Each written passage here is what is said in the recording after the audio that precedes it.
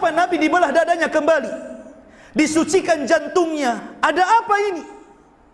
Rupanya Nabi SAW dipersiapkan oleh Allah akan sebuah peristiwa besar yang akan dikenang oleh sejarah umat. Dan kita tahu bahwa ada peristiwa besar yang dicatat dalam sejarah oleh ulama sejarah. Peristiwa itu dikenal dalam sejarah sebagai peristiwa Isra dan Mi'raj. Memang para ulama berselisih pendapat tentang kapan terjadinya Isra dan Mi'raj ini. Sebagian para ulama mengatakan bahwa Isra Mi'raj terjadi di bulan Rabiul Awal. Sebagian ulama mengatakan terjadi di bulan Rajab, dan sebagian lagi mengatakan di bulan Ramadan. Sehingga para ulama juga berselisih pendapat tentang tahunnya.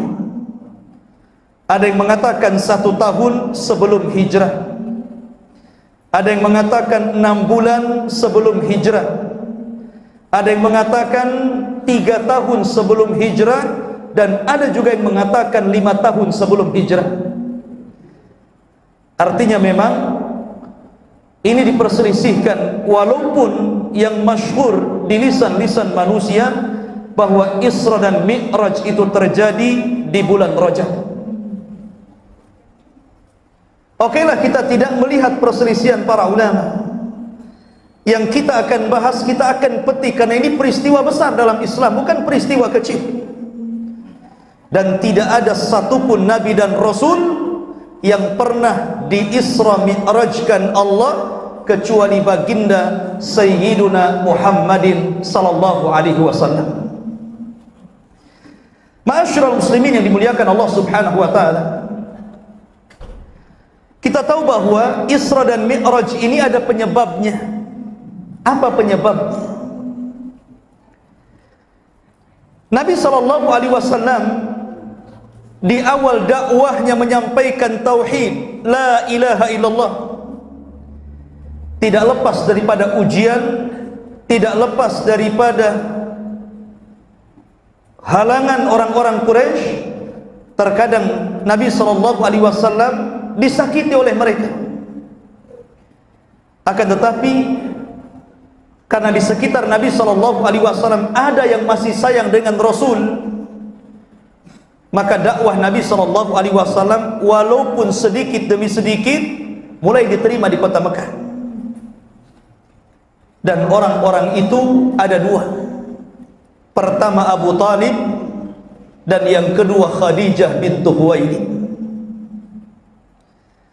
Tapi ketika kemudian Abu Talib meninggal dunia, maka mulailah orang-orang Quraisy berani untuk menyakiti Rasul. Bahkan orang yang paling rendah mereka berani meletakkan tanah di kepala Nabi SAW, karena sudah tidak ada lagi yang melindungi Rasul. Kemudian 2 bulan setelah Abu Talib meninggal dunia, rupanya Khadijah, istri tercintanya, meninggal juga. Subhanallah. Makanya tahun itu disebut Amul Hazni, tahun kesedihan. Karena Rasul ditinggal oleh 2 manusia yang paling berjasa dalam berdakwah. Dari sinilah kemudian Allah Subhanahu wa taala menurunkan surah Yusuf. Seolah-olah Allah Subhanahu wa taala ingin menghibur Rasul, sebagaimana dahulu Yusuf didolimi oleh saudara-saudaranya, dimasukkan ke dalam sumur, kemudian dipungut oleh para pedagang, kemudian dijual ke Mesir. Belakangan Allah takdirkan yang beli adalah pejabat Mesir, dan berakhir Yusuf menjadi orang besar Mesir. Seolah-olah ingin mengatakan bahwa walaupun pamanmu meninggal dunia, walaupun Khadijah meninggal dunia, lihatlah Yusuf alaihi salatu wassalam, dia tetap tegar dalam menghadapi dakwah yang ia hadapi dengan kaumnya. Maka turunnya surah Yusuf ini menenangkan hati Rasul. Dari situlah kemudian Nabi SAW mulai mencari areal untuk berdakwah di tempat yang baru, karena di Mekah sudah tidak bisa lagi berdakwah. Maka Nabi SAW berjalan kaki sejauh 60 mil mengarah ke daerah yang disebut dengan Taif. 10 hari Rasul berdakwah di Taif, dari kampung ke kampung, dari rumah ke rumah. Tapi subhanallah, rupanya ujian kedua menimpa Rasul, karena orang-orang Taif juga kurang lebih dengan orang-orang yang ada di Mekah. Bahkan sebagian pembesar mereka mengatakan, ya Muhammad, jikalau betul bahwa Allah mengutus engkau menjadi Nabi dan Rasul, robek-robek kisah-kisah Ka'bah.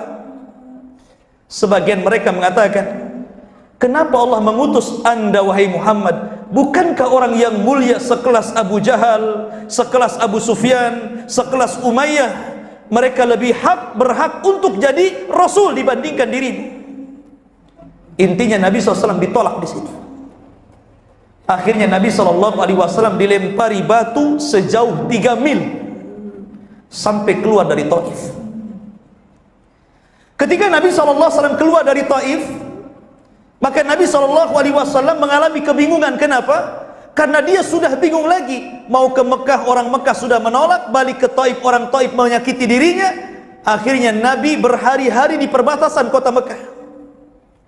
Disinilah Allah Subhanahu wa ta'ala kirim satu utusan, bukan malaikat, bukan juga manusia.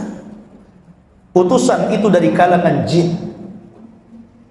Rupanya ketika manusia menolak dakwah Nabi SAW, di waktu yang sama jin menerima dakwah Rasul. Ketika Rasul lagi sholat di kebun kurma di perbatasan kota Mekah, datang rombongan jin dari Yaman. Kemudian mendengar Rasul sedang membaca Al-Quran, kemudian tertarik dan beriman kepada Allah.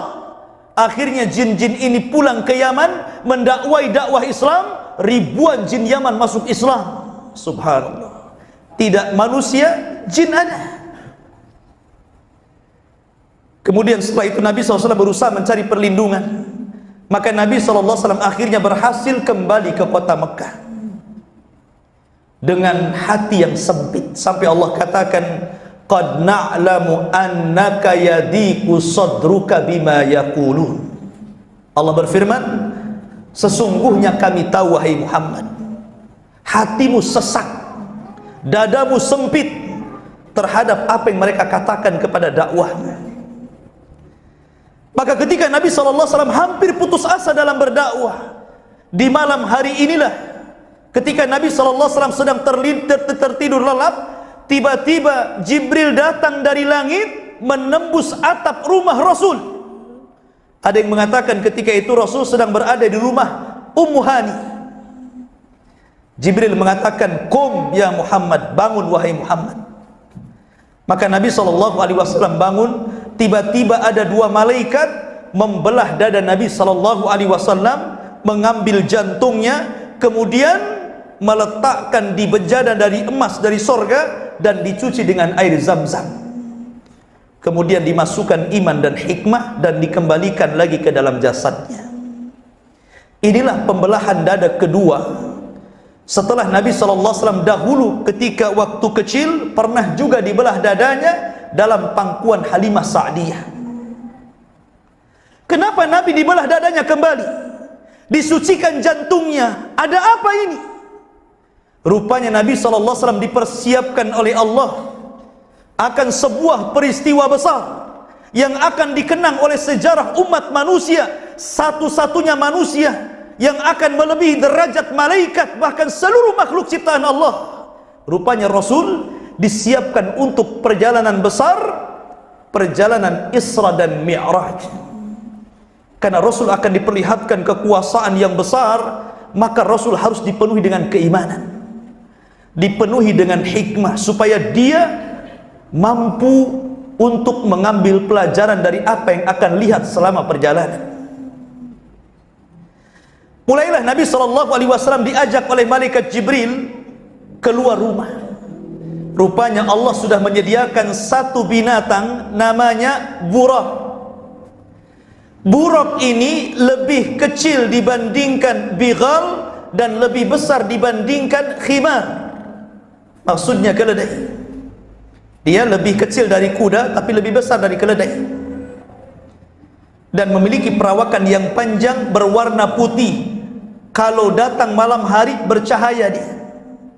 Dan dalam hadis Bukhari, sekali langkah sejauh mata memandang. Itulah buruk. Tapi jangan kemudian digambarkan seperti buruknya Yahudi, Pak, ya. Karena orang-orang Yahudi untuk menghilangkan citra baik Rasul, dibuatnya buruk, kepalanya kepala wanita cantik, kemudian badannya manusia. Ini pelecehan kepada Rasul. Buruk itu kuda biasa, tapi itu adalah tunggangannya para nabi.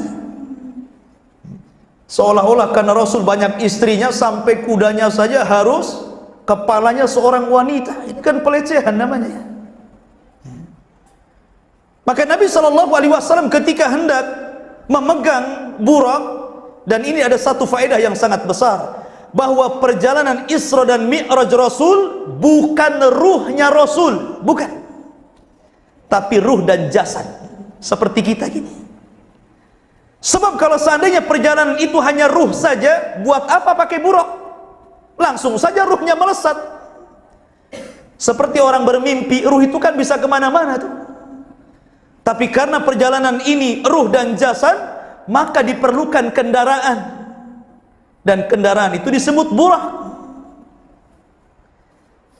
Ketika Nabi SAW hendak menunggangi buraq, karena buraq ini kan nggak pernah ditunggangi Rasul, ibaratnya bapak ibu naik kuda, kuda ini nggak pernah ditunggangi siapapun. Kira-kira kuda ini mau nggak? Pasti nggak mau tuh. Pasti dia akan bergerak-gerak, risih. Maka buraq pun sama. Sehingga malaikat Jibril marah kepada buraq dan mengatakan, ya buraq, wallahi ma raqibah, tidaklah seseorang menunggangi kamu akram minhu, lebih mulia daripada dia. Maksudnya siapa? Nabi SAW. Barulah kemudian buraq tenang. Maka Nabi SAW kemudian naik dan melesat bersama Jibril menuju mana? Menuju Palestina. Ada yang mengatakan sebelum sampai di Palestina, Rasul singgah di dua tempat. Pertama Baitul Lahmin, tempat lahirnya Isa bin Maryam, dan yang kedua Bukit Saina, tempat Musa mendapatkan Taurat. Makanya Allah bersumpah di dalam Al-Quran, wattini wazzaitun waturi sinina wa hadzal baladil amin. Demi buah tin. Buah tin di mana? Di Irak. Wazaitun, demi buah zaitun. Zaitun di mana? Di Syam. Wa turi sinin, Tursinah di mana? Bukit Saina di Mesir. Wa hadzal baladil amin, dan ini negeri yang aman di mana? Di Mekah. Allah bersumpah dengan 4 tempat. Dengan Mesir, dengan Irak, dengan Syam, dan dengan Mekah. Kenapa yang dijadikan sumpah 4 kota ini? Karena hanya di 4 kota ini seluruh para nabi turun, dan tidak pernah turun di luar kota ini. Sebut saja Irak, di situ ada Nabi Nuh. Makanya kapalnya Nabi Nuh bersandar di Bukit Judi. Mana Bukit Judi? Irak. Kemudian Syam, seluruh nabi-nabi Bani Israel turun di Syam, dan diakhiri dengan kenabian Nabi Isa bin Maryam. Kemudian Mesir, di sana ada Nabi Musa, karena Fir'aun itu di Mesir. Dan di Mekah ada Nabi kita yang mulia alaihi salatu wassalam. Lah Nabi ini melewati tempat-tempat yang dijadikan sumpah dalam Al-Quran. Barulah kemudian Nabi SAW sampai di Palestina. Sesampainya di Palestina, maka Nabi SAW mengikat buraq di tembok, yang sekarang tembok itu dikenal dengan tembok ratapan. Orang-orang Yahudi meratap di sini. Padahal dahulu tembok ini tempat buraqnya Rasul diikat. Tapi sekarang menjadi tembok ratapan. Orang-orang Yahudi yang punya dosa banyak datang ke tembok ini meratap-ratap, nanti hilang dosanya katanya. Mereka merebut tempatnya buruk menjadi tempat ratapan. Dan kenapa Nabi SAW mengikat coba? Kenapa mesti diikat buruk itu? Bukankah buruk itu memang disediakan untuk perjalanan Rasul? Nggak mungkin buruk itu kabur kan? Kenapa mesti diikat? Di sini ada pelajaran besar bahwa Rasul mengajarkan kepada kita tentang bab tawakal. Bab tawakal. Tawakal itu tidak cukup dengan doa, tetapi harus ada usaha. Ada orang ingin cari duit nih kan, dia masuk ke masjid, ya Allah berikan rizki yang banyak, rumah, kendaraan, tapi nggak kerja, kira-kira dapat nggak? Nggak akan dapat. Atau mungkin anak muda datang ke masjid, ya Allah berikan saya anak, kalau nggak kawin nggak mungkin dapat anak. Harus ada usaha kan begitu. Makanya tawakal itu harus ada usaha, harus ada doa. Ini harus dicampur tuh. Makanya perhatikan satu hadis Nabi SAW. Lau antum tatawakkaluna 'ala Allah haqqa tawakkuli la ruziktum kama yurzaqut tayru yaghdu himasan wa taruhu bitana. Kalau seandainya Anda bertawakal kepada Allah dengan sebenar-benar tawakal, niscaya kalian diberikan rizki seperti burung di mana keluar lapar dan pulang sudah kenyang. Siapa yang mengenyangkan burung kalau bukan Allah? Kenapa coba? Burung itu ibu bapak, kalau cari makan dia akan berkoloni, nggak mungkin sendiri, rame-rame. Kalau dapat satu burung makanan, dia akan bersiul ke kawan-kawannya, ngasih tahu di sini ada makanan, sehingga makanan sedikit dimakan bareng-bareng. Itulah bedanya burung dengan kita. Kalau kita dapat rizki itu diem saja, nggak mau ngasih tahu tuh saudaranya. Tapi kalau nggak dapat rizki baru ngeluh, ada kerjaan nggak ya? Itulah manusia. Makanya kenapa manusia itu tawakalnya kurang, karena selalu mengeluh. Makanya Rasul mempermisalkan kalau Anda tawakal, maka akan diberikan rizki seperti burung, karena burung itu tidak pernah mengeluh. Burung itu tidak punya kartu ATM ibu bapak, nggak kerja juga burung, nggak ada yang jadi pekerja, nggak punya perusahaan. Burung itu tawakal luar biasa itu, nggak ada yang sekolah dan tidak diberikan akal, hanya insting saja kan. Tapi siapa yang mengarahkan ke tempat makan kalau bukan Allah Subhanahu wa ta'ala? Maka Rasul mengajarkan tawakal dengan menambatkan buruk. Nggak mungkin buruk lari sebenarnya, tapi tetap saja sama Rasul ditambatkan. Di sini pelajaran besar tentang pentingnya tawakal. Kemudian setelah itu Nabi SAW masuk ke Masjidil Aqsa, masjidnya para Nabi dan Rasul, dan merupakan kiblat pertama kaum muslimin sebelum mengarah kiblat ke Baitullah Al-Haram. Masjidil Aqsa, masjid terbaik ketiga setelah Haram, kemudian Nabawi, kemudian Aqsa. Walaupun dalam pembangunannya Masjidil Aqsa itu dibangun setelah Masjidil Haram. Pertama Masjidil Haram dulu, baru Masjidil Aqsa, baru Masjid Nabawi belakangan. Kalau yang mendirikan Masjid Nabawi, Masjidil Haram, Nabiullah Ibrahim. Kalau yang mendirikan Masjidil Aqsa, Nabiullah Sulaiman. Makanya orang Yahudi sampai hari ini mereka berusaha untuk melobangi Masjidil Aqsa, mencari situs Haikal Sulaiman. Apa sih Haikal Sulaiman itu? Haikal Sulaiman itu bangunan Masjidil Aqsa yang pernah dibangun oleh Sulaiman. Itu dikorek-korek, makanya Masjidil Aqsa itu bolong bawahnya, Pak. Karena orang Yahudi berkeyakinan kalau sudah dapat situs itu Haikal Sulaiman, maka mereka akan merobohkan Masjidil Aqsa, kemudian dibangun Haikal Sulaiman. Mereka bercita-cita kalau Haikal Sulaiman sudah terbangun, akan muncul seorang imam yang akan memimpin mereka perang dan akan menguasai dunia. Ini mimpinya orang Yahudi, dan Islam juga membenarkan. Tapi imamnya Yahudi itu maksudnya Dajjal. Kalau imamnya kita Imam Mahdi, ya kan? Makanya wajar kalau seandainya terakhir kita mendengar bahwa ketika pemimpin Amerika mendukung pengesahan tentang Israel, bahwa Yerusalem harus jatuh ke tangan Israel dan akan dijadikan pusat di mana Israel akan membentuk negara dan jadi ibu kotanya di Yerusalem. Sementara Yerusalem itu jantungnya Syam. Disitulah Yerusalem. Rupanya dua-duanya memiliki kepentingan. Yahudi punya kepentingan, Nasrani juga kepentingan.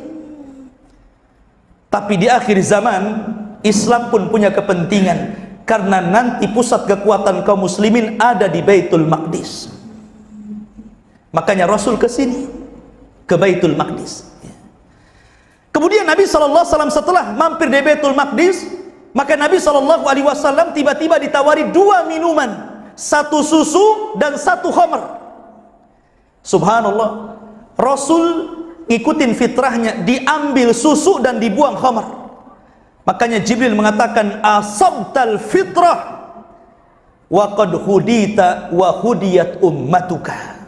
Sungguh engkau telah mencocoki fitrah, engkau akan diberikan hidayah dan umatmu juga akan diberikan hidayah. Maknanya bahwa Rasul dan umatnya akan senantiasa diarahkan kepada fitrah, padahal ketika itu khamr belum dilarang untuk diminum, tapi Rasul memilih susu, menunjukkan fitrah seperti itu.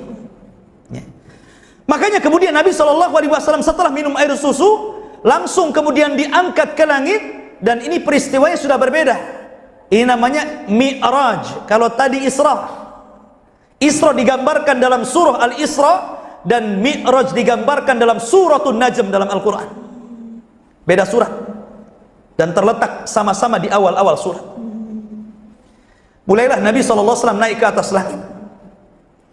Sesampainya di atas langit pertama, Nabi SAW bersama Jibril. Ketika itu Jibril mengetuk pintu langit, maknanya bahwa langit itu punya pintunya. Makanya di sini ada pertanyaan besar, kenapa Nabi tidak langsung naik dari Mekah ke Sidratul Muntaha? Kenapa mesti lewat Palestina? Kan bisa saja langsung dari Mekah. Kenapa mesti lewat Palestina? Ya. Karena pintu langit itu lewat situ. Pintu langit itu harus lewat Baitul Maqdis. Makanya Rasul naik dari situ dan turunnya juga di situ. Namanya orang masuk itu kan harus masuk dari pintu dan keluar dari pintunya. Makanya kemudian Nabi diangkat dari Baitul Maqdis sampai ke langit pertama. Maka malaikat penjaga langit mengatakan, "Man, siapa kamu?" Kata Jibril, "Ana Jibril, saya Jibril." "Wa man ma'aka, siapa yang bersamamu?" Kata Jibril, "Muhammad sallallahu alaihi wasallam." "Awa qad uhiya ilai?" Apakah dia sudah diutus Allah? Kata Jibril, "Ya." "Kalau begitu kubukakan pintu langit." Dibuka pintu langit pertama. Rupanya pertama kali Rasul sallallahu alaihi wasallam melihat sosok bapaknya Adam alaihi salatu wassalam. Adam itu tingginya 60 hasta, ibu bapak. 1 hasta ini setengah meter. Berarti kalau 60 hasta tingginya 30 meter. Lebarnya 7 hasta. Berarti kalau lebarnya 7 hasta, berarti Adam itu lebar tubuhnya 3,5 meter kali 30 meter. Tuh tingginya Adam. Ini kalau buat baju ke tailor bingung tuh. Adam itu besar. Dan nanti kita juga akan seperti Adam. Ketika orang masuk surga kan bentuk kita akan seperti Adam. Tingginya 30 meter, lebarnya 3,5 meter. Seluruh penduduk surga seperti itu. Jadi jangan kecil hati yang pendek-pendek. Nanti akan tinggi juga di surga. Karena nanti akan dipermisalkan dengan Adam. Ketika itu Nabi SAW diminta Jibril, "Ya Muhammad, salim ala abik." Wahai Muhammad, ucapkan salam kepada bapakmu. Maka Rasul mengatakan, "Assalamu alaika ya Adam." Keselamatan bagi engkau wahai Adam. Maka Adam mengatakan, "Marhaban binabiyyin saleh wabnin saleh." Selamat datang wahai Nabi yang saleh dan anakku yang saleh. Ketika itu Rasul melihat Adam menangis. Ketika Adam melihat ke arah kiri, beliau menangis. Ketika Adam melihat ke arah kanan, Adam tersenyum. Ada apa ini? Rupanya ketika Adam melihat ke kiri, karena dia melihat arwah-arwah, ruh-ruh dari umatnya yang diponis masuk neraka. Adapun ketika dia melihat ke kanan, ada ruh-ruh yang diponis masuk surga. Artinya keturunan Adam itu tidak semuanya masuk neraka dan tidak semua masuk surga. Ada yang masuk surga dan ada yang masuk neraka. Kemudian setelah itu Nabi SAW naik ke atas, ke langit kedua. Disinilah Nabi bertemu dengan Nabi Allah Isa bin Maryam dan Yahya bin Zakaria. Maka kemudian menyampaikan salam kepada keduanya. Kemudian naik lagi ke langit ketiga, bertemu dengan Nabi siapa? Nabi Yusuf. Kata Nabi SAW, Yusuf itu diberkahi oleh Allah karena diberikan separuh ketampanan Adam. Makanya di zaman Nabi Yusuf diutus, wanita-wanita itu yang melihat Nabi Yusuf sampai dikatakan waqatta'na aydiyana, dan kami potong-potong tangan. Gak terasa potong-potong tangan saking melihat ketampanan Yusuf itu. Tapi kalau perempuan siapa? Siti Sarah. Siti Sarah itu wanita tercantik dunia karena mewarisi separuh kecantikan Hawa. Jadi Adam itu tampan, Yusuf sudah tampan. Hawa itu cantik karena Sarah itu wanita tercantik. Macam mana pula Darwin mengatakan bahwa Adam itu seperti kera? Kera kan tak cantik ya. Masa kita keturunan kera gitu? Kita ini keturunan Adam. Biarinlah Darwin saja yang keturunan kera. Ya kan? Lah ini manusia yang sempurna Adam, makhluk yang sempurna diciptakan oleh Allah dengan tangannya. Sampai-sampai Rasul mengatakan la tuqabbihil wajha wa la tadribil wajha. Jangan kau cela wajah manusia, jangan kau pukul wajah manusia, karena Allah menciptakan Adam ala suratihi, sebaik-baik bentuk. Makanya tidak boleh lagi marah itu main mencela muka, itu tidak boleh. Cuman kenapa rata-rata kalau marah sasarannya muka itu masalahnya? Kan banyak badan yang lainnya. Kalau dipukul mesti muka. Padahal Allah mengatakan lewat lisan Rasul, jangan cela muka, jangan pukul muka, yang lain saja. Ma'asyiral muslimin yang dimuliakan Allah Azza wa Jalla. Kemudian setelah mendapatkan Nabi Yusuf di langit ketiga, naik keempat. Rupanya berjumpa dengan Nabiullah Idris, dan Rasul membacakan ayat wa rafa'nahu makanan aliyya, dan kami angkat Idris ke langit keempat. Satu-satunya nabi yang meninggal di langit cuman Idris. Kisahnya gimana? Idris ini menggantikan Nabi Syith. Nabi Syith itu nabi kedua setelah Adam, pengganti Habil yang dibunuh Qabil. Nabi Idris ini diutus sebelum Nabi Nuh. Ketika melihat kerusakan di kaumnya, maka dia pun berusaha untuk memperbaikinya, sehingga Allah berikan balasan kepada Idris. Dia mendapatkan pahala setiap hari sebanyak kaum yang didakwahinya. Maka dia senang. Akhirnya dia meminta kepada Jibril untuk dipertemukan dengan malaikat maut agar diulur waktu kematiannya. Kata malaikat Jibril, boleh, kita temui dia. Kalau begitu saya angkat engkau ke langit. Nanti kalau sudah ketemu ngomong sendiri. Maka dinaikkanlah Nabi Idris sampai ke langit keempat. Itulah isyarat dari firman Allah, wa rafa'nahu makanan aliyya, dan kami angkat Idris ke tempat yang tinggi. Maksudnya di langit keempat. Sesampainya malaikat Jibril bersama Idris ke langit keempat, rupanya malaikat maut sudah di situ nunggu. Kemudian malaikat Jibril heran, belum dipanggil kok sudah datang, gitu bahasanya. Kata malaikat maut, ya, karena barusan aku diperintah untuk mencabut nyawa manusia di langit keempat. Aku heran, mana ada manusia di langit keempat. Rupanya yang dimaksud di situ Idris. Meninggallah Idris langit sini. Makanya dia ketemu Idris langit keempat. Kemudian naik lagi ke langit kelima. Di sinilah berjumpa dengan Nabiullah Harun. Harun ini dulu bukan nabi sebenarnya. Harun itu orang soleh. Yang mengangkat dia nabi itu Nabi Musa. Karena Musa itu pelat ngomongnya. Makanya Nabi Musa berdoa, Rabbi shrah li sadri wa yassir li amri wahlul uqdatam min lisani yafqahu qauli. Ini doanya Nabi Musa ini. Pelat Nabi Musa itu, tidak pandai ngomong. Sementara Harun ini adiknya, abangnya, pandai orator. Sementara dia menghadapi Fir'aun harus pandai bicara. Ketika melihat abangnya pandai ngomong, orator, maka Musa meminta kepada Allah untuk diangkat Harun menjadi nabi, maka Allah angkat Harun menjadi nabi karena permintaan Nabi Allah Musa, karena yang dihadapi ini Fir'aun. Makanya kemudian Harun diangkat jadi nabi. Kemudian naik lagi ke langit ke-6, disinilah berjumpa dengan Nabi Musa. Musa ketika itu menangis ketika melihat Rasul. Ketika ditanya oleh malaikat, "Wa ma yubkika ya Musa?" "Kenapa Anda menangis wahai Musa?" Kata Musa, "Demi Allah, Allah telah mengutus anak muda di akhir zaman, tetapi umatnya lebih banyak masuk sorga dibandingkan umatku," kata Nabi Musa. "Padahal aku sudah berusaha mengajak Bani Israel sebanyak-banyaknya, rupanya umat orang ini lebih banyak dibandingkan umatku." Cemburu Nabi Musa. Kemudian naik ke langit terakhir, berjumpa dengan Ibrahim. Ibrahim itu nabi yang paling mirip dengan Nabi wajahnya. Ya, namanya kakeknya. Ibrahim itu kan kakeknya. Ibrahim punya dua anak. Satu namanya Ishak. Ishak punya anak namanya Yakub. Yakub itu namanya Israel. Maka seluruh keturunan Yakub disebut Bani Israel. Kemudian dari Hajar lahirlah Ismail. Dari keturunan Ismail tidak ada jadi nabi, sampai lahirlah Nabi kita yang mulia alaihi salatu wassalam.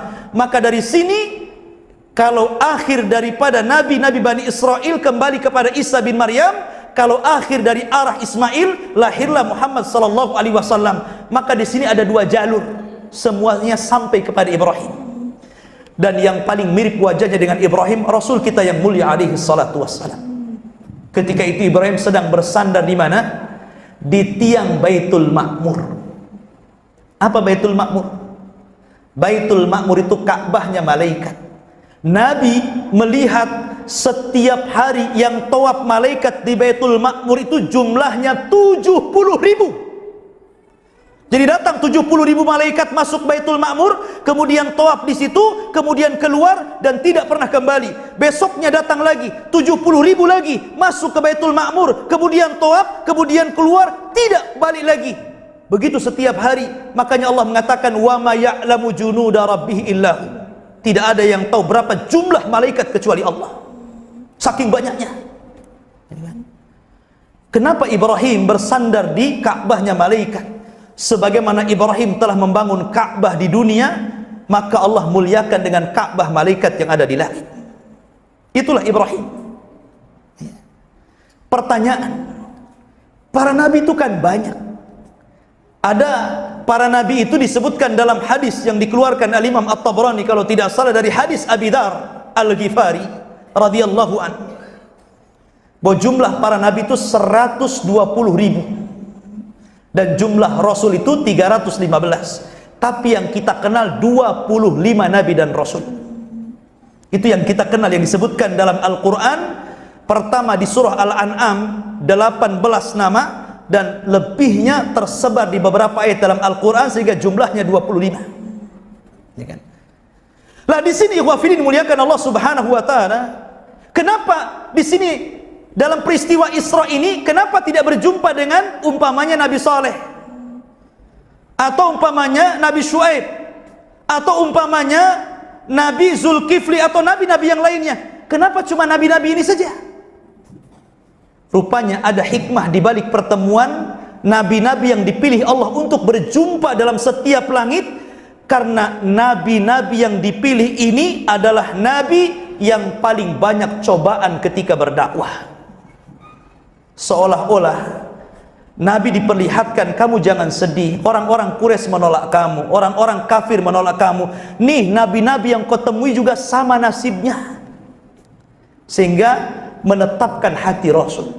Coba bagaimana Yusuf dibuang oleh saudara-saudaranya, jadi budak sampai ke Mesir, ya kan? Bagaimana Nabi Musa dikejar-kejar Fir'aun. Kemudian bagaimana Nabi Ibrahim alaihissalam dibakar oleh Namrud. Makanya kemudian menjadi penghibur Rasul, sebagaimana engkau diganggu dakwahmu ya Muhammad, nabi-nabi yang ketemu itu kurang lebih saja. Maka menjadi tenanglah Nabi SAW dalam peristiwa Isra dan Mi'raj ini. Maka kemudian Rasul naik lagi. Setelah dia kemudian ke Baitul Ma'mur, mulailah kemudian Jibril mengajak Rasul ke Sidratul Muntaha. Disinilah Rasul melihat Jibril dalam bentuk aslinya. Laqad ra'ahu nazlatan ukhra inda Sidratil Muntaha indaha jannatul ma'wa. Sungguh Rasul melihat Jibril dalam bentuk asli kedua kalinya.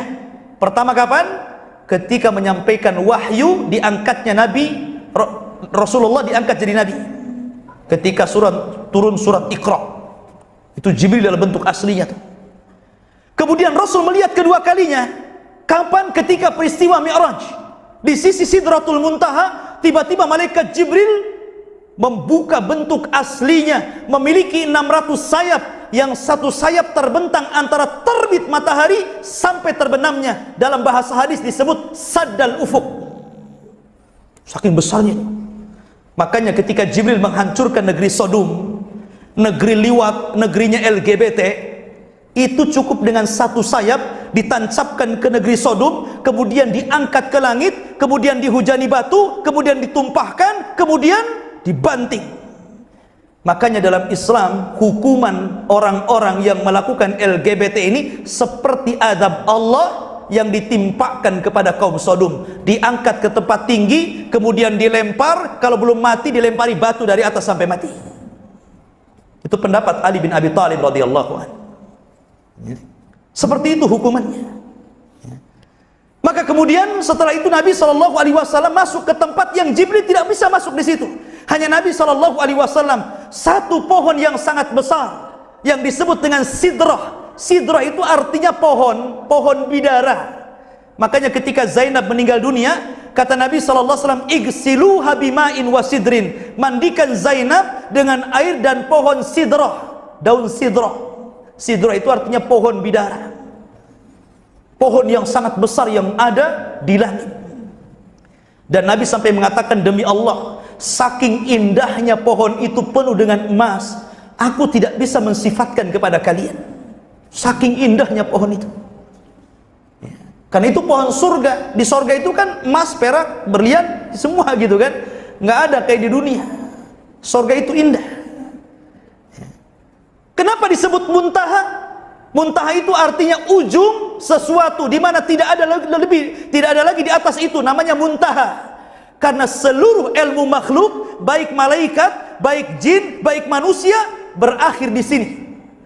Sampai di sini ilmu makhluk itu. Karena di atas sudah ilmu Allah, sudah gaib bagi mereka. Makanya disebut Sidratul Muntaha. Pohon itu ujung dari seluruh ilmu manusia, ilmu jin, dan ilmu malaikat. Sampai di situ saja. Menunjukkan adanya keterbatasan. Kita ini terbatas, tapi Allah ala kulli syai'in qadir. Ma'asyiral muslimin yang dimuliakan Allah Subhanahu wa taala, apa yang diperoleh Nabi sallallahu alaihi wasallam di sini? Di sinilah Nabi sallallahu alaihi wasallam berdialog dengan Allah bila turjuman, tanpa penerjemah. Dan dalam sejarah hanya ada 3 nabi yang pernah diajak bicara Allah tanpa ada perantara Jibril. 1 Adam, 2 Musa, dan 3 Rasul kita yang mulia alaihi salatu wassalam. Ini 3 nabi saja yang pernah diajak bicara tanpa perantara. Adam di sorga, Nabi Musa di Bukit Saina ketika mendapatkan Taurat, dan Rasul kita ketika mendapatkan mandat diwajibkan sholat 5 waktu. Di mana? Di Sidratul Muntaha. Subhanallah. Di antara faedah sholat itu satu-satunya ibadah yang diwajibkan di langit. Dan tidak ada satupun ibadah kecuali diwajibkan di bumi. Sholat diwajibkan di langit, kalau ibadah yang lain di bumi. Satu-satunya ibadah yang diwajibkan tanpa perantara adalah sholat. Tapi ibadah yang lain perantara Jibril semua. Jibril datang wahyu kasih tahu Nabi, Allah perintahkan ini, Allah perintahkan itu. Tapi sholat tidak. Allah perintahkan langsung dan berjumpa dengan Allah di langit. Wajar kalau sholat itu ibadah yang sangat istimewa dalam Islam. Makanya sholat itu adalah ibadah yang pertama dihisab pada hari kiamat. Nabi SAW saking pentingnya bicara sholat, Aisyah radhiyallahu anha menggambarkan kalau datang suara adzan, apa kata Aisyah? Seolah-olah Nabi itu lam ya'rifna wa lam na'rifhu. Seolah-olah dia tidak kenal aku pun tidak kenal dia. Nggak peduli itu maknanya. Jadi kalau datang Allahu Akbar, nggak peduli dosa itu. Mau siapa di depannya, mau pejabat, mau siapa, pergi ke masjid. Saking perhatian dengan sholat. Karena suara adzan itu bukan suara kidung, Pak ya. Ikhwafidin yang dimuliakan Allah Subhanahu wa ta'ala. Jadi itu panggilan Allah. Betul-betul Allah yang panggil kita. Makanya kemudian dahulu Umar bin Khattab radhiyallahu an ketika pingsan, kita tahu bahwa seluruh khulafaur rasyidin yang mati wajar itu cuma satu, Abu Bakar. Umar dibunuh, Utsman dibunuh, Ali dibunuh. Rata-rata khalifah dulu itu begitu. Matinya dibunuh. Kalau Abu Bakar enggak, dia sakit gara-gara mandi tengah malam untuk qiyamul lail di musim dingin, kemudian lantaran itu dia sakit kemudian meninggal. Tapi Umar ditusuk ketika sholat subuh, ketika jadi imam. Bayangkan, rakaat pertama Allahu Akbar, datang Abu Lulu al-Majusi, bawa badik di belakang, ditusuk-tusuk berkali-kali. Zaman itu nggak ada listrik masjidnya, Pak. Jadi orang bawa senjata nggak tahu. Nggak ada PLN zaman itu, ATB juga nggak ada. Artinya bahwa masih kondisi gelap. Akhirnya ketika ditusuk nggak tahu, seolah-olah Umar hanya berteriak, akalat ni kalbun, sungguh anjing ada yang menggigitku, katanya. Dikiranya digigit anjing, padahal ditusuk oleh Abu Lu'lu sampai tembus ke depan. Akhirnya kehabisan darah, kemudian Umar pun pingsan, dibawa dia ke rumah. Ketika dibawa ke rumah dikasih obat, keluar dari tempat lukanya. Akhirnya kemudian orang-orang bingung macam mana menyadarkan Umar bin Khattab. Rupanya ada yang tahu kebiasaan Umar. Umar itu adalah orang yang perhatian dengan sholat. Saking banyaknya sholat, mata Umar itu sampai ada garis hitam di mana ada tempat melelehnya air mata. Jadi Umar itu setiap malam menangis sampai bekas lelesan air matanya itu ada bekasnya. Tahu dia jalurnya kemana itu, harus air mata itu keluar dari mana. Kalau kita kan jarang menangis, makanya kalau menangis muncrat kemana-mana gitu, nggak ada jalannya. Ya kan? Lah Umar bin Khattab ini memang perhatian dengan sholat, sehingga ketika itu ada sahabatnya mengatakan, ya Amirul Mukminin, wahai Amirul Mukminin. Kemudian dia adzan di telinga Amirul Mukminin. Ketika dia adzan, tiba-tiba Amirul Mukminin terbangkit, bangun dan mengatakan, Allahu qad shallait, demi Allah aku sudah sholat atau belum tadi? Maka kemudian orang-orang mengatakan, engkau belum sholat wahai Amirul Mukminin. Akhirnya Umar pun sholat subuh dalam kondisi luka. Subhanallah, orang pingsan diteriaki sholat bisa bangun, itu masalahnya. Anda ini nggak pingsan kan? Anda ini tidur saja. Sekarang corong masjid itu di mana-mana, tembus sampai ke rumah. Tapi suara adzan macam suara kidung, makanya tak bangun. Oke lah yang tidur ya. Ini nggak tidur bangun, dipanggil-panggil adzan, kenapa juga nggak dengar? Parah orang kayak gini ini, seolah-olah mental. Kalau masuk telinga kanan, masuk keluar telinga kiri masih mendingan. Ini mental, ini nggak masuk ke telinganya. Ini kan aneh. Padahal kalau dia paham dalam sebuah riwayat, kalau dia tahu pahalanya panggilan adzan dan pahalanya sop pertama, maka dia siap mengundi berapapun harta yang dihabiskannya. Artinya begini, kalau seandainya sop ini pertama sudah penuh, Anda datang, sudah, saya gantikan saja kamu di sop kedua, mau berani bayar berapa? Gitu maksudnya. Oh 500 juta, ya sudah, saya kasih 500 juta, saya sop di situ. Itu maksudnya. Tapi nggak ada yang mengundi seperti ini kan, karena sopnya kosong semua, ngapain ngundi-ngundian? Yang ada malah nggak perhatian dengan sop, di situ masih kosong, di situ masih kosong, buat lagi sop di belakangnya gitu kan. Lah ini nggak tahu fikih sholat namanya. Lah sholat itu ibadah yang luar biasa karena diwajibkan di langit. Kemudian Rasul diberikan oleh-oleh dua selain sholat. Pertama, awakhir surah Al-Baqarah. Jadi terakhir surah Al-Baqarah itu diturunkan di langit. Amanar rasulu bima unzila ilaihi wal mu'minun, terus sampai akhir ayat. Itu diturunkan di Sidratil Muntaha. Kemudian yang ketiga, dapat oleh-oleh bahwa Rasul dijanjikan setiap yang meninggal dan tidak menyekutukan Allah, maka dijamin masuk surga. Berarti oleh-oleh Rasul ada 3 ya. Pertama salat, kemudian akhir surah Al-Baqarah, dan dijanjikan setiap umatnya yang tidak melakukan kesyirikan akan dimasukkan ke dalam surga. Ketika itu kemudian Rasul turun. Ketika turun itulah Allah perintahkan seluruh malaikat yang ada di langit, seluruh para nabi yang ada di bumi untuk ikut turun bersama Rasul sampai di Baitul Maqdis. Sehingga Nabi SAW melaksanakan sholat menjadi imam dan makmumnya para nabi dan Rasul serta para malaikat. Subhanallah ya. Luar biasa. Rasul jadi imam, di belakangnya para nabi, di belakangnya para malaikat. Seolah-olah kata para ulama, di sini ada isyarat dengan mengimaminya Rasul kepada para nabi dan Rasul, maka ini isyarat bahwa agama yang dibawa Rasul akan menjangkau kepada seluruh agama para nabi yang sholat di belakangnya.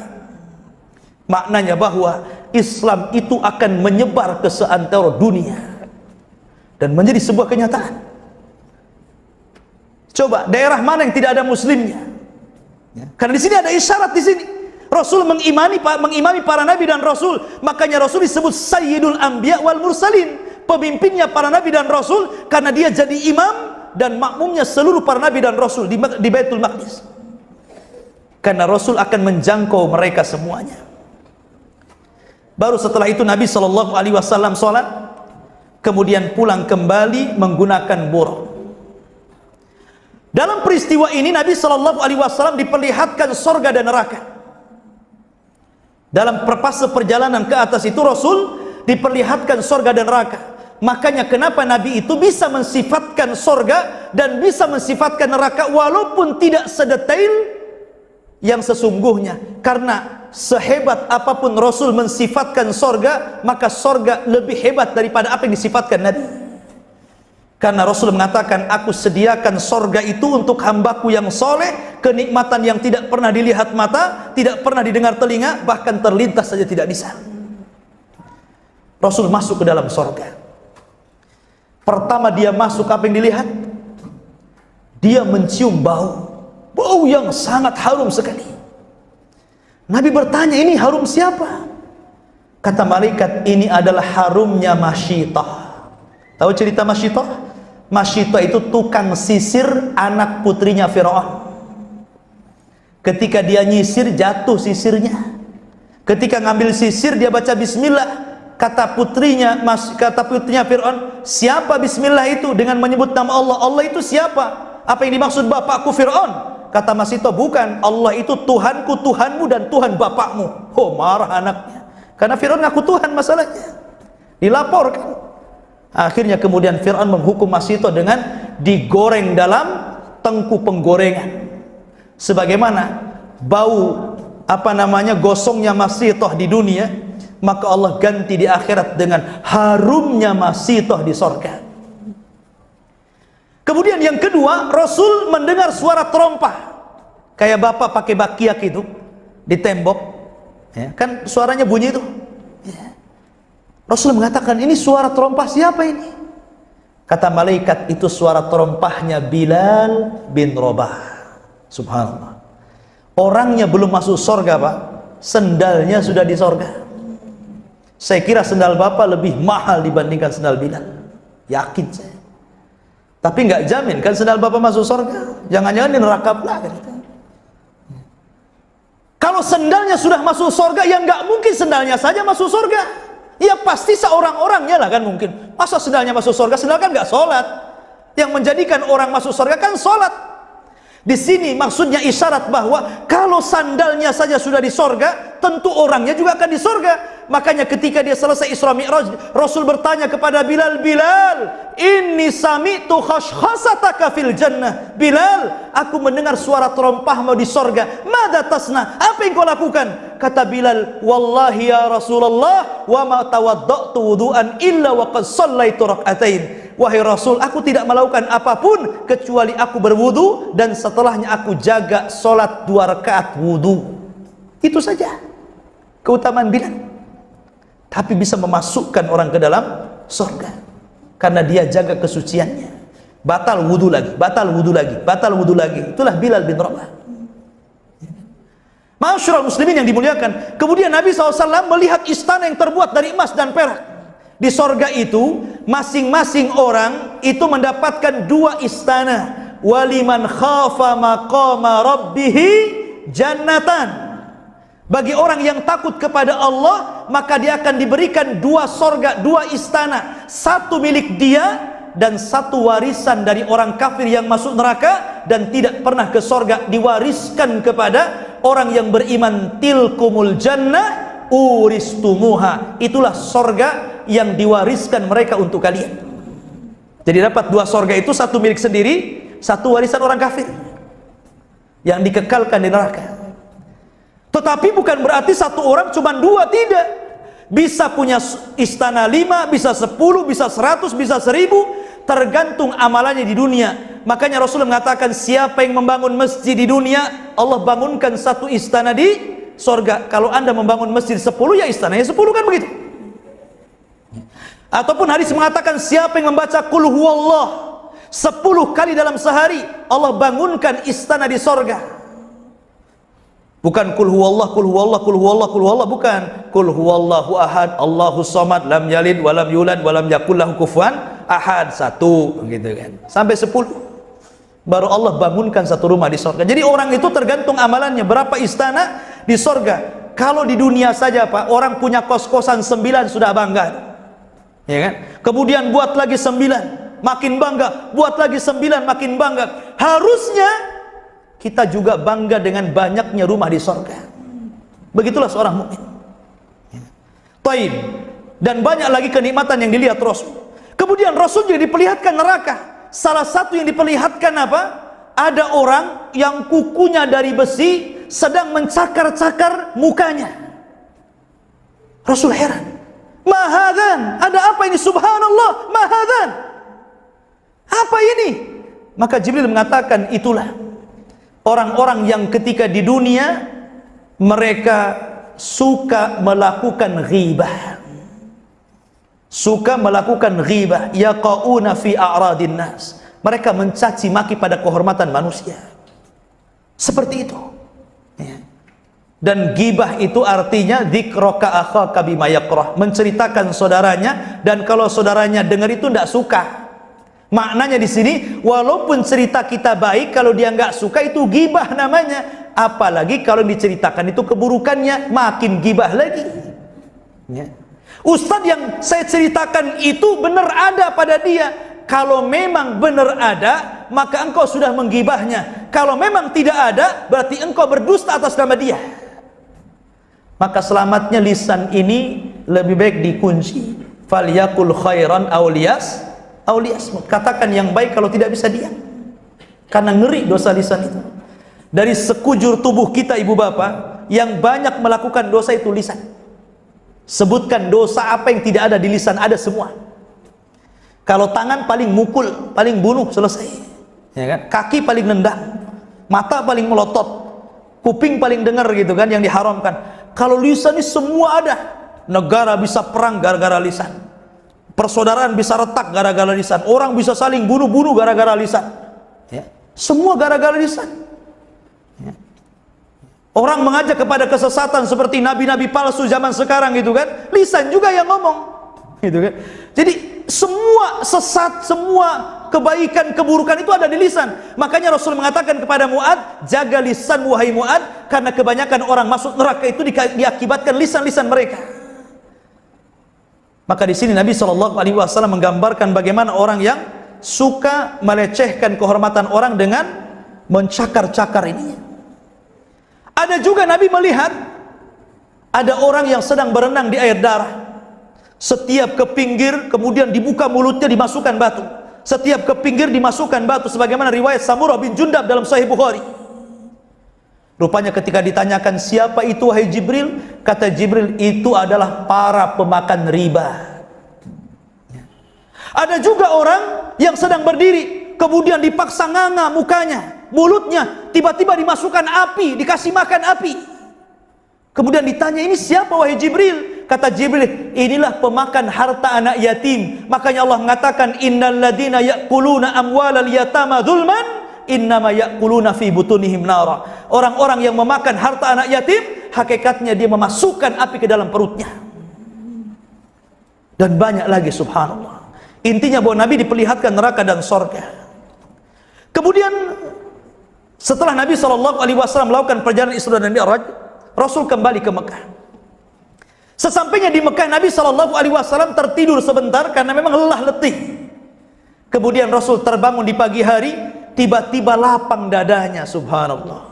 Yang tadinya sempit, yang tadinya sesak, yang tadinya hampir putus asa, hanya separuh malam melakukan perjalanan, besok harinya sudah lega. Alam nashrah laka sadrak. Bukankah kami telah lapangkan dadamu wahai Muhammad? Dadanya lapang, siap berdakwah dia. Kemudian dia ngomong sama Ummu Hani, wahai Ummu Hani, izinkan aku akan ceritakan kisah ini kepada orang-orang Quraisy. Kata Ummu Hani, ngapain wahai Rasul? Orang-orang tidak akan percaya dengan kamu. Bagaimana mungkin perjalanan 1 bulan dari Mekah ke Baitul Maqdis kau tempuh hanya beberapa waktu di malam hari? Bagaimana mungkin perjalanan ribuan tahun sampai ke Sidratul Muntaha engkau bisa melakukan hanya separuh malam? Apa kata orang? Gak usah diceritakan. Tapi Rasul berazam, tidak, ini harus diceritakan. Akhirnya Nabi keluar ke Ka'bah. Baru sampai di Ka'bah dia duduk. Pertama yang lewat siapa? Abu Jahal. Ini yang pertama kali yang lewat. Abu Jahal kok nampaknya Rasul ini ada yang mau disampaikan. Didekati sama Abu Jahal dan mengatakan, masya'nuka ya Muhammad. Hei Muhammad, nampaknya ada yang mau disampaikan nih. Ada apa ya? Maka Nabi SAW mengatakan, semalam saya begini macam-macam. Abu Lahab langsung serius dan mengatakan, ya Muhammad, bagaimana kalau seandainya aku fasilitasi kamu, kukumpulkan manusia, kau ceritakan apa yang sudah kau ceritakan kepada aku yang kumpulkan semuanya. Istihza, mengolok-olok Rasul, karena Abu Jahal paham tidak mungkin ada orang yang percaya, yang ada justru akan menjelek-jelekan Rasulullah. Kata Abu Jahal dengan seriusnya, biar saya kumpulkan manusia, katanya. Oh, mantap Abu Jahal ini. Tapi bukan untuk kebaikan, memang sengaja untuk menghina Rasul.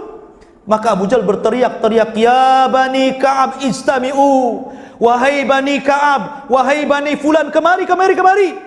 Karena yang manggil tokoh masyarakat, pemimpin, seluruh orang Quraisy kumpul. Kata Abu Jahal, ya Muhammad, akhbirhum kama akhbartani. Muhammad, habarkan cerita yang kau ceritakan kepadaku semalam. Kabarkan kepada mereka, janjimu kau akan bercerita kepada mereka. Ini orang sudah kumpul semuanya.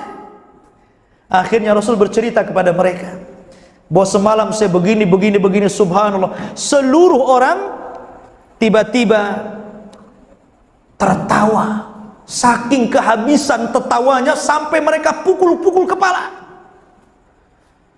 Disinilah Rasul mendapatkan ujian. Sahabat-sahabat yang baru masuk Islam kemudian murtad balik. Karena apa? Ini aneh Nabi ini, makin kesini makin aneh ngomongnya, ya. Akhirnya satu persatu yang sudah masuk Islam keluar murtad lagi. Kalau orang musyrik sudah karuan, makin membuat tuduhan. Lihat tuh nabimu si Muhammad gila, buat cerita aneh-aneh.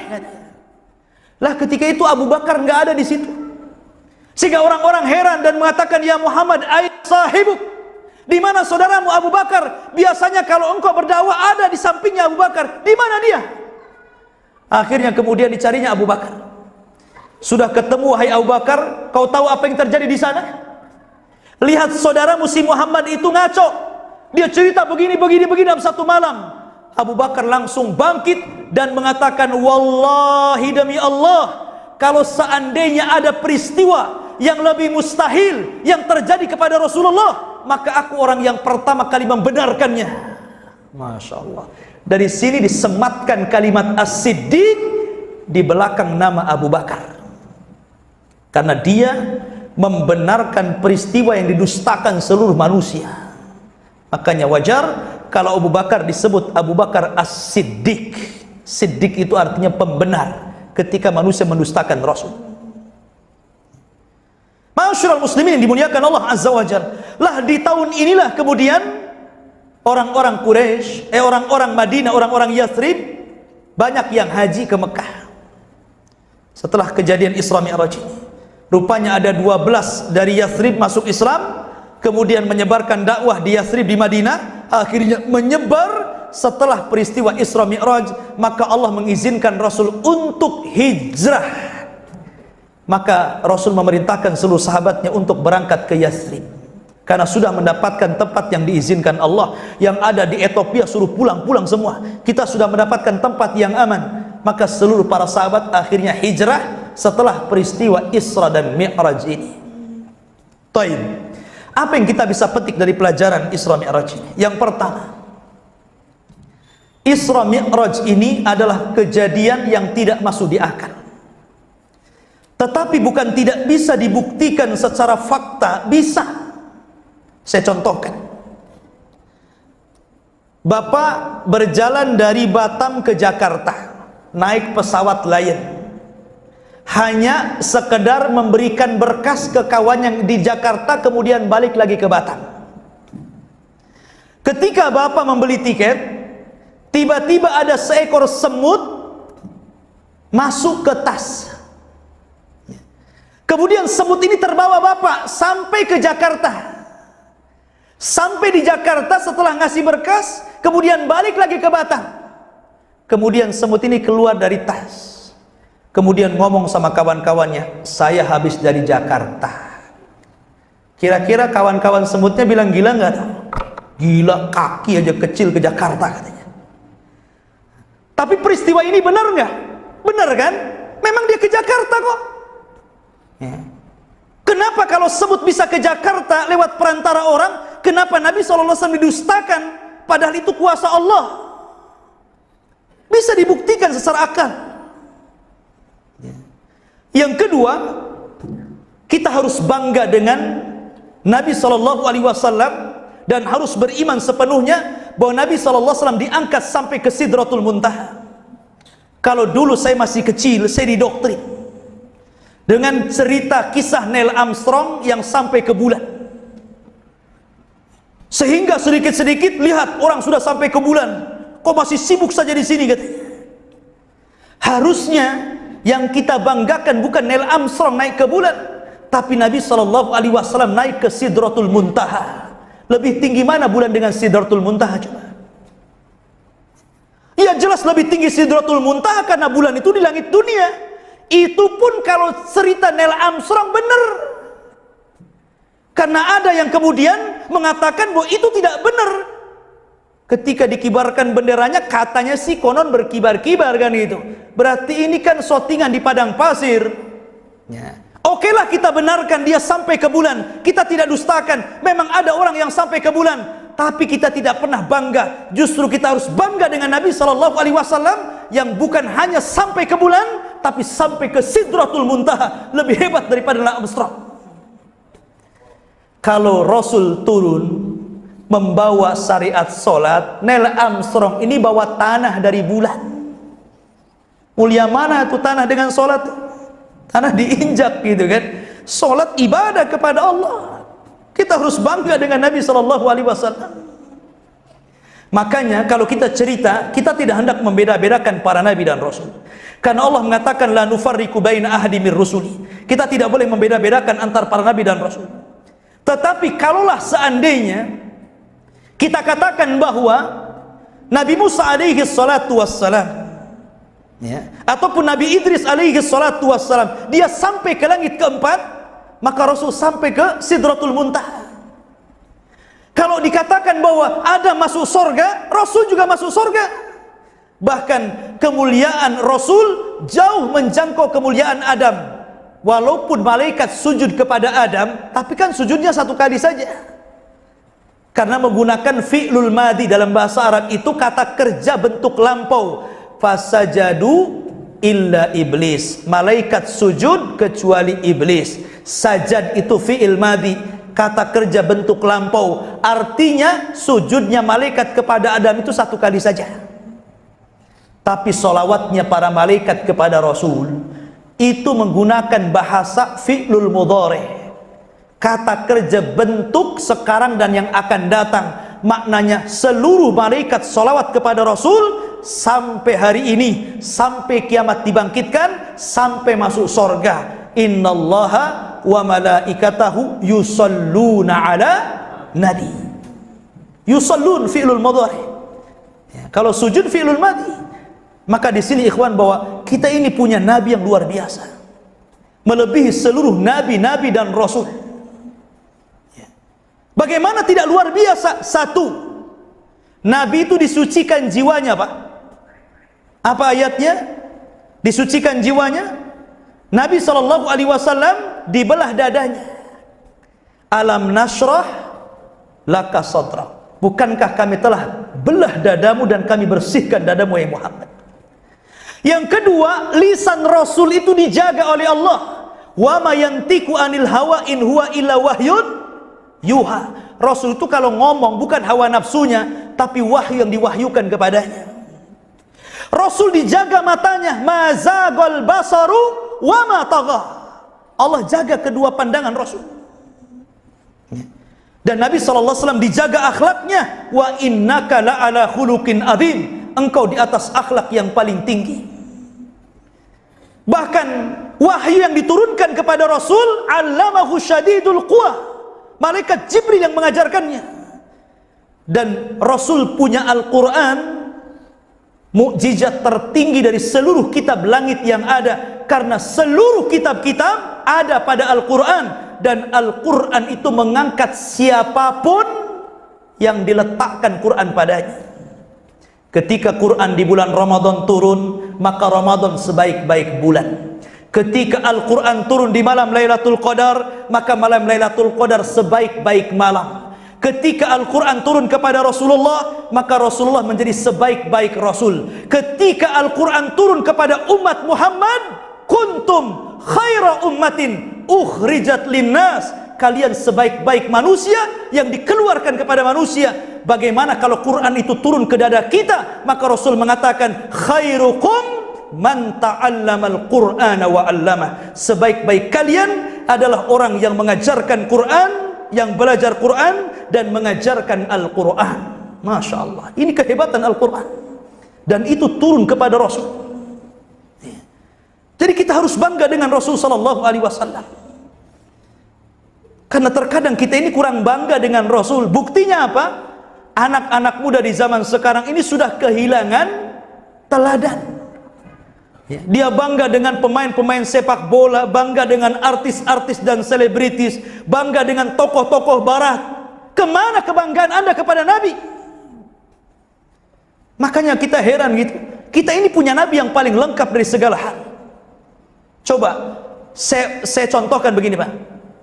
Kalau ada orang kena musibah, kalau orang sebutkan musibah apa, kalau Anda melihat figur Nabi, tenang kita.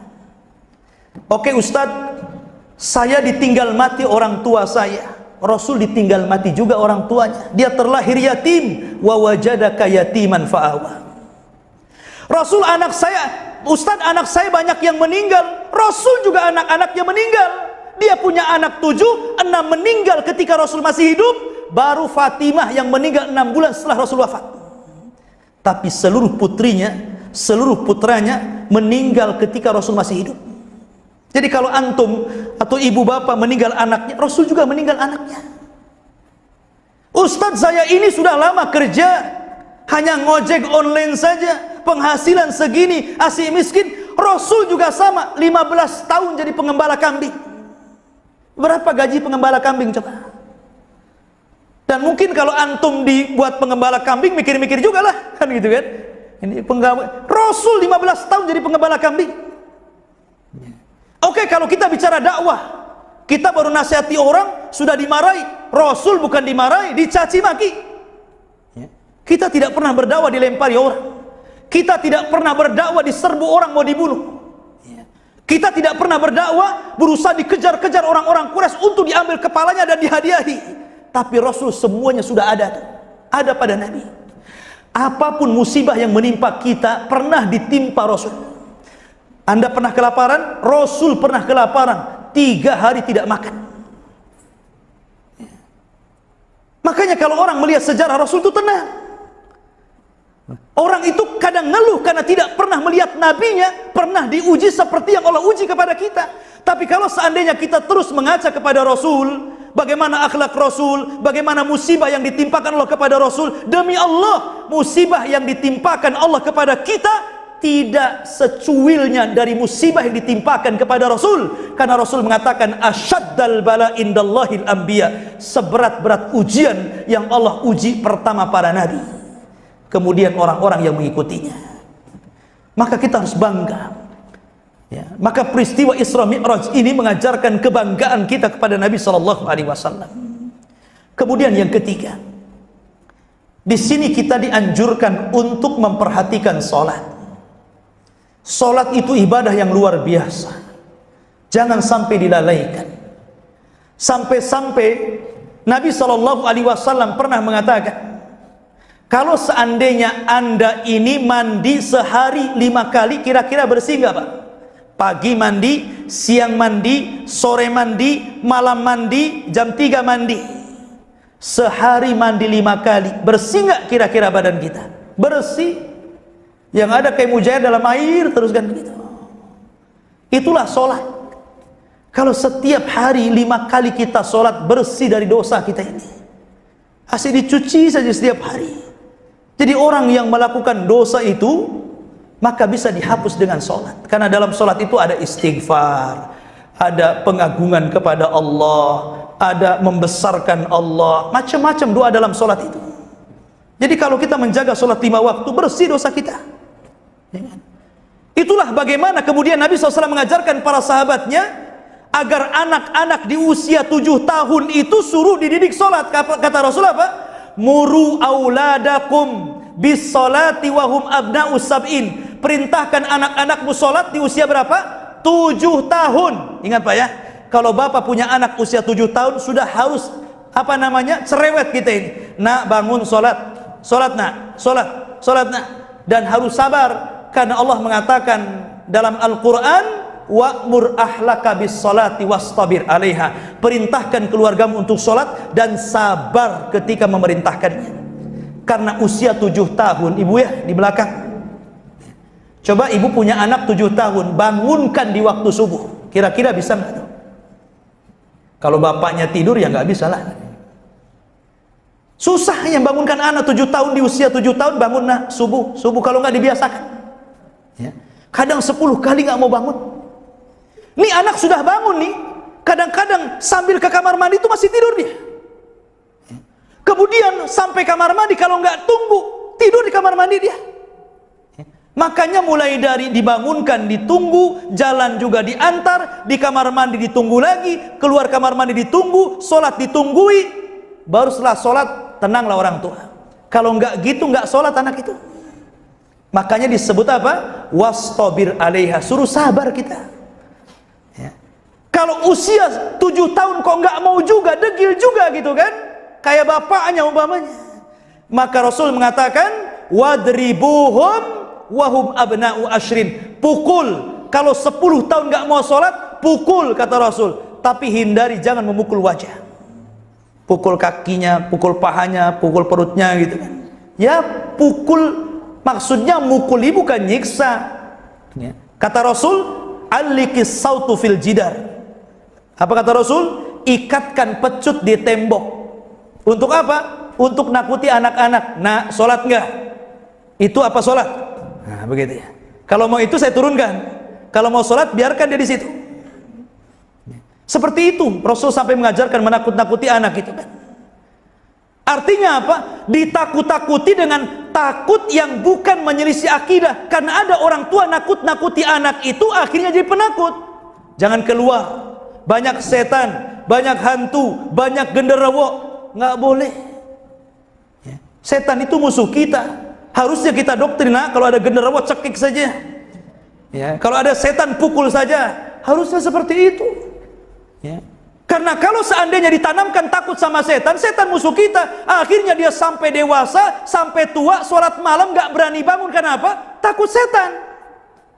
Apalagi rumahnya di pinggir kali, banyak anjing, ada kuburan, mati lampu, makin takut kan itu. Lah tapi kalau orang dididik tauhid, dari kecil kita didik tauhid. Saya ada kisah dulu waktu saya kuliah di Timur Tengah. Orang-orang Baduy itu usia sekitar 7 tahun, 10 tahun, itu orang jauh-jauh, sekitar 5 kilo rumahnya. Ada yang di sebelah sana, ada di sebelah sana, di sebelah sana. Orang Baduy, ya. Orang Baduy itu nggak punya listrik, TV aja nggak punya di sana itu. Tapi ngaji ke markas kita, ngaji Quran. Ya. Itu kalau pulang tuh sampai jam 9 malam, jam 10 malam. Kadang sendirian, itu usia 7 tahun, 8 tahun, 9 tahun, 10 tahun, itu jalan sendiri. Ada yang 2 kilo, ada yang 3 kilo, tapi nggak ada yang takut. Jadi saya tanya, saya takut-takuti anak-anak itu, ya. Nanti ada setan loh, nanti begini, begini, begini, begini. Nggak takut. Kenapa? Karena mereka dari kecil nggak pernah nonton sinetron genderuwo. Nggak pernah dia. Jadi nggak pernah tergambar setan kayak apa. Yang tahu mereka jin, ya gitu saja. Ya. Tapi kita kan karena ditontonkan banyak macam sinetron, ada suster ngesot, ada ini itu macam-macam, akhirnya anak itu udah takut duluan tuh. Lah, jangan seperti itu didik anak itu. Ajarkan keberanian. Saya contohkan nih. Salah satu bibi Rasul namanya siapa? Sofiyah. Itu bibinya Rasul. Sofiyah punya anak namanya Zubair bin Awam. Zubair bin Awam ini adalah farisur Rasul. Dia kalau naik kuda pegang 2 pedang, nggak tarik pelana dia. Orang kalau naik kuda dipegang pelana, ini enggak. Saking ahlinya berkuda, 2 tangannya pegang pedang dan dia bisa memacu kudanya dengan kakinya. Rupanya tarbiyah ini dari siapa? Dari ibunya, bibinya Rasul Sofiyah.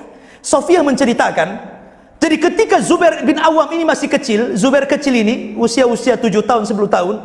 Kalau zaman dulu itu kan tidak ada toilet di rumah. Kalau zaman sekarang kan enaknya, anak mau kencing mau apa tinggal toiletnya di samping rumahnya, di samping kamarnya. Zaman dulu kan nggak kayak gitu. Ya. Kadang-kadang diantar ke padang pasir tuh anak 7 tahun tuh, Zubair itu anak 7 tahun, diantar ke padang pasir, suruh buang hajat di situ, ditinggal sama ibunya. Coba. Tetapi bukan ditinggal, itu diperhatikan dari jauh, melatih keberanian. Coba anak-anak sekarang kayak gitu. Ya. Jadi uka-uka lah kan gitu. Taruh di tempat gelap, biarin gitu kan. Nggak ada yang berani, ibunya saja nggak berani gitu kan, bapaknya juga apalagi gitu. Lah, ini karena memang tidak pernah dididik akidah. Lah, dalam peristiwa Isra Mi'raj ini banyak pelajaran yang kalau mungkin kita bisa ungkap nggak akan selesai sampai subuh, ya. Tapi ini yang bisa sampaikan, mudah-mudahan ada manfaatnya karena sudah jam 10 lebih ya Pak. Mari kita berdoa kepada Allah Subhanahu wa taala. Mudah-mudahan pertemuan pada malam ini diberkahi oleh Allah Subhanahu wa taala dan semoga kita senantiasa mengambil ibrah dan pelajaran dari kisah Isra Mi'raj ini dan menjadi hamba-hamba Allah yang senantiasa taat kepada Allah, mengikuti perintah Rasul, menjadikan Nabi kita yang mulia alaihi salatu wassalam teladan dalam hidup kita. Subhanakallahumma bihamdika asyhadu an la ilaha illa anta astaghfiruka wa atubu ilaik. Allahu ta'ala alam. Assalamualaikum warahmatullahi wabarakatuh.